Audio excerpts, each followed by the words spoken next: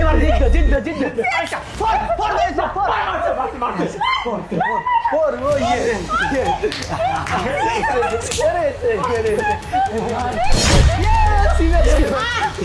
Yes শাবাশ Shivani ফটকা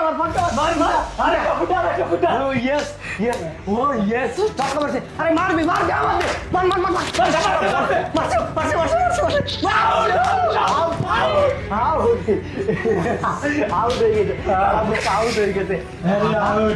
আমার দেশ কি ফেরাবে হ্যাঁ আমার দেশ এবার বিশ্বকাপ জিতবে আরে কি হিমানি যা দোকানে যত বেলুন আছে সবকিছু কিনি নেয় বেলুন ফাটা পটকা ফাটা মজা কর সবকিছু রান্না কর আজকে পার্টি হবে সবকিছু হবে তাড়াতাড়ি কর রে হিমানি আরে ও আরে যা পটকা নিয়ে আয় বেলুন নিয়ে আয় ফাটা সব হবে খেলা হবে আজকে বুঝিস নাই তুই আরে মিয়া কেমন ছক্কা দিল বলো খুশি হয়েছিস তুই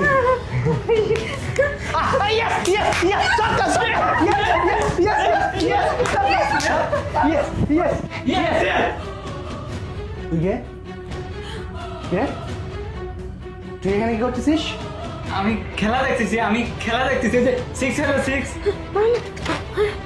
এই যে স্যার পেট কোথায় আমার পেট হ্যাঁ কোথায় গেল তোমার পেট কোথায় গেল না মানে ছিল মানে নাই মানে হইছে না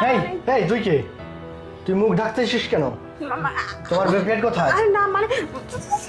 তোমার পেট কোথায় মানে না পেট ছিল তোমার কি তোমার পেট কোথায় চলে গেল বাচ্চা ম্যাডামের পেটে কোনো বাচ্চা ছিল না বেলুন দিয়ে সব সময় আপনাকে বোকা বানায় না। আর এই যে ছেলেটা দেখতে পাচ্ছেন এটা কেউ না এটা বাড়ির কেউ না এটা ম্যাডামের বয়ফ্রেন্ড তুই কি বলছিস যা বলতেছি ঠিকই বলতেছি বহুত দেখছি আপনারে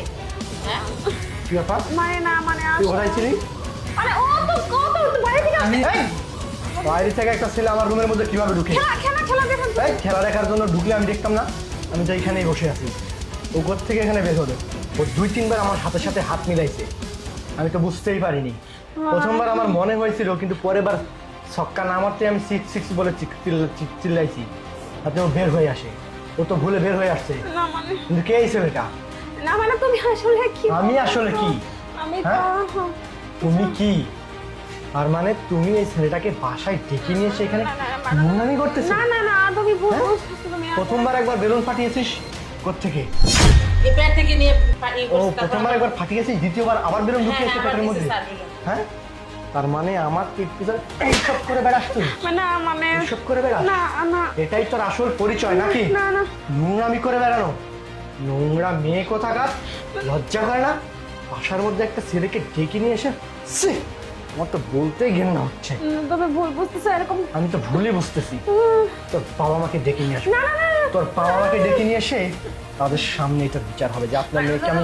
হাতে মুখে ধরেছি তো তুমি শোনো আমার কথা লজ্জা থাকলে কথা বলি এই বেরো আরে শোনো আমার কথা বেরিয়ে যা এখান থেকে শোনো আর তোকে আমি দেখতেছি শোনো কিভাবে এই হিমানি রুমের মধ্যে আটকে রাখ এদিকে আয় বের হ তুই রুম থেকে বের হবি না শোনো ছাড়